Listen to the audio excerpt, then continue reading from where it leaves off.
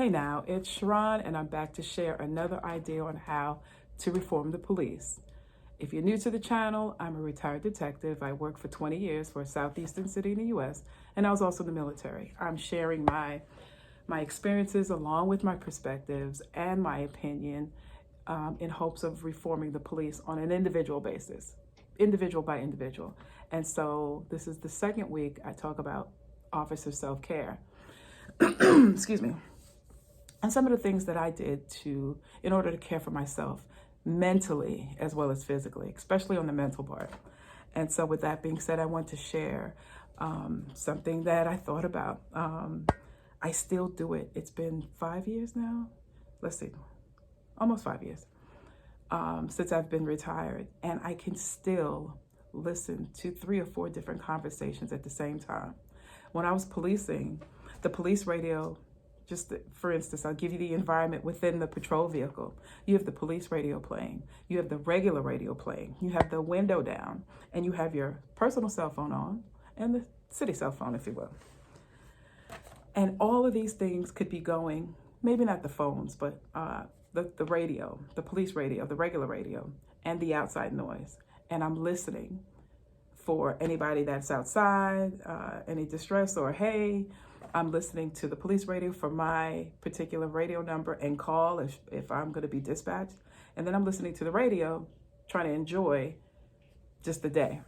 And I found myself doing that, riding to work, getting to work.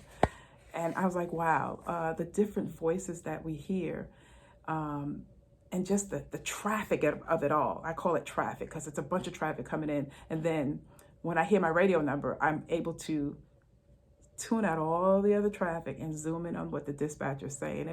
It amazed me sometimes, but I still do it now. I was standing in the hallway at work and I could hear 2 teachers over here talking. I could hear a teacher over here talking to a student, and I heard the kids in the classroom and the teacher in the classroom. And coming down the stairs, there's a door kind of like in back of me now, but across the hallway. And I can hear the teacher with the radio calling out this student's name that I know that's coming to the classroom that I'm getting ready to come in. So I turn around and I greet the child and things like that. But it dawned on me. I was like, how many conversations was I just listening to? And where did that come from? Of course, policing. But this is the self-care part that I want to add to it. What I used to do was on the way home, sometimes, even now I do it, I just don't want to hear anything. I just want complete silence because of all the traffic that was coming in. And so I would roll the window down and just listen to the breeze. I sometimes would play gospel music, something to just put me in a different frame of mind. While I was policing, I do remember patrolling, I'd find somewhere in the cut, because we used to call it a cut, a little place off to the side, and just sit there and put the window up, turn the radio off. Of course, I can't turn the police radio off, but I turn it down and just sit there and look and watch, because so much traffic was coming in that I had to be aware of or listen to for my own safety at times. And so the self-care aspect of it, take little mini breaks if you can while you're policing, because sometimes the days would just be filled with calls after call, after call, after call, after call. We used to have this thing called the launching pad where towards the end of the shift, everybody went there because it was close to the precinct and out of the way. And we'd sit there, talk sometimes, or some people just lay back in the car. I would sometimes lay back in the car and just look up at the sky. And I'm letting all that stuff fall out and off of me until I hear dispatch say, come into the precinct, and then it's off to the races. But yeah, little things like that. Pull over if you can, or if you're even at a stop sign, stoplight, just look up at the sky and breathe. Take some deep breaths. On the ride home, turn the radio off or turn it to some music that you like, and let all that gunk and junk fall onto the highway and back of you. That helped. So I hope that helps somebody. And I'll come back next week with another idea on self-care. And yeah, that's it. I'll share some more later. And as always, is our tradition, you don't necessarily have to learn from a thing. Hold on, I just thought of something self-care. One other aspect with the radio, I remember a help call came up. I'm sorry, I gotta tell this. A help call came up, and I was listening, and I was in the middle of something. I was in the middle of giving a ticket, wrote the ticket really quick, gave it to her. I rushed off to get to the help call.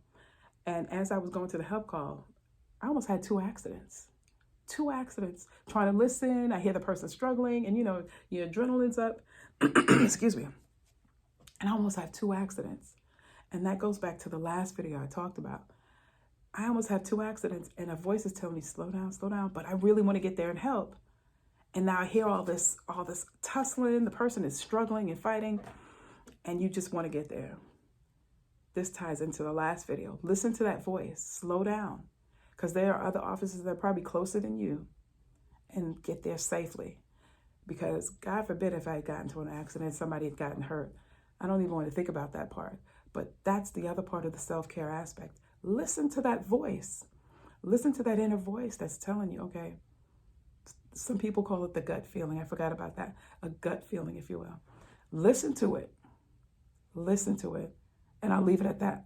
Excuse me. I'll just leave it at that. Listen to that inner voice.